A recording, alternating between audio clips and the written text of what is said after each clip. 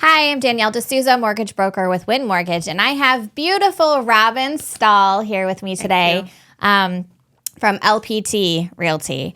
Yeah. Now, how long have you been in real estate? Oh my gosh, you're going to ask me this.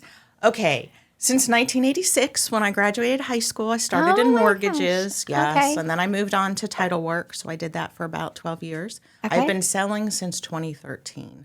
Okay. And it's my absolute favorite, so it's been a life. There's a long history there. Yeah. Awesome. Absolutely. So my question is, have you worked with other lenders or like bank, internet lenders? And what was your experience? Did you have a bad experience? And kind of walk me through what happened. Okay. I hate to say that I've had a bad experience, but we all know that happens. Yeah. So I'm going to go with the internet lending. And I'm not going to mention any names. Right. No. Yeah. But yes, internet lending can be very difficult when you don't have a relationship with that loan officer to begin with. So yeah, not my favorite. Right. So what happened? Like, why was it not a good experience for you and your customer? Well, they put out what you think is a pre-approval. Sometimes it's really just a pre-qualification. And we happened to get a great pre-approval, went and got our house, did all our paperwork, got all the way to closing, and it didn't close. It didn't close. No, didn't close because even though they had probably done just the pre-qual, they missed a lot of steps. And they didn't communicate with me. And you know me, we've worked together for a long time. And you know, hands down, I'm a big communicator. Very much, yeah. You're on top of everything, which is good. Yeah. Yeah, so this didn't go like that. So I had a lot of things out of my control. And unfortunately, 3 days before closing, it was, I'm sorry, we found this. On your credit, you now don't qualify, your DTI. So goodbye. That's awful. Yeah. It's so awful for the clients like that. It's very sad because it should be an exciting time, and then it ends up with something like that. And it's always Murphy's Law, too. Once one thing goes bad, then it's a trickle. It trickles all the way down. So, yeah. Okay. Yeah. So we'll talk about the difference between a pre-qualification and a pre-approval. And a lot of that does happen with lenders. I'll do a pre-qualification, like, hey, but my pre-qualification is actually like putting it in the system, making sure they fit the DTI requirement and running credit. But the pre-approval is when I verify all the documentation that matches the application. So that's kind of the difference for people that don't know. But sometimes I've, talked to other lenders or realtors and stuff. Sometimes the pre-qualification is just like they write it on paper and then send it in. They do. They do. And it's bad. And you get I can go and house shop for this much, but really you can't. So we as realtors have to really look at that. Is it a pre-qual or is it a pre-approval? Because I have to educate. We always have to educate. Yes. So explain that difference. All right. So you had mentioned, asking like, how do you wish it would have been handled? So you wish that they would have done a real pre-approval and the communication. Absolutely. The real pre-approval right out of the gate, to me, is what I really before they start looking for a house. Yeah. Yes. And you're wasting, not to sound mean, but you're taking time out of your day and away from other clients to go and show a house. Yes. And then it's not only that, it affects everybody in the transaction. Even going to show a house to my buyer is affecting that seller who's thinking that I'm bringing a pre-approved buyer to look at a home, and they're not pre-approved. So, yeah, and the communication is big. We have to work together. It does take a village. I don't care what anybody says. It's a lot easier when you and I work together because we know each other. I know what I expect out of you. You know what you expect from me. But I am the kind of person that I like to be involved.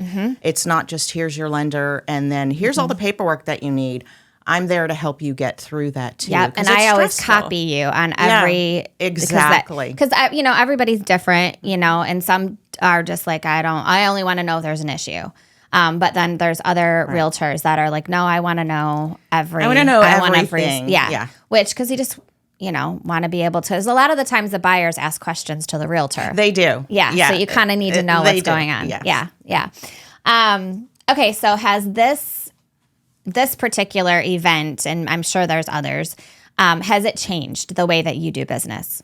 It does, because I like to surround myself with lender partners, people that are, if you're buying a house, say in Ormond Beach, you should have a local lender, not someone who's coming from the internet, doesn't know anything about the area, because there are things that you as a lender here know that maybe you can overlook, or maybe you have to go this route because of this area or something. Right.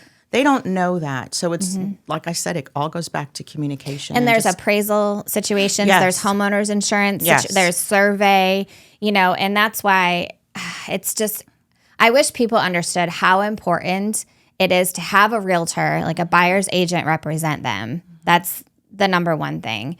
And then the second is to have a local lender, because the amount of service you're going to get on the largest transaction of your life. Right. It's like you get what you pay for. That's exactly right. Yeah.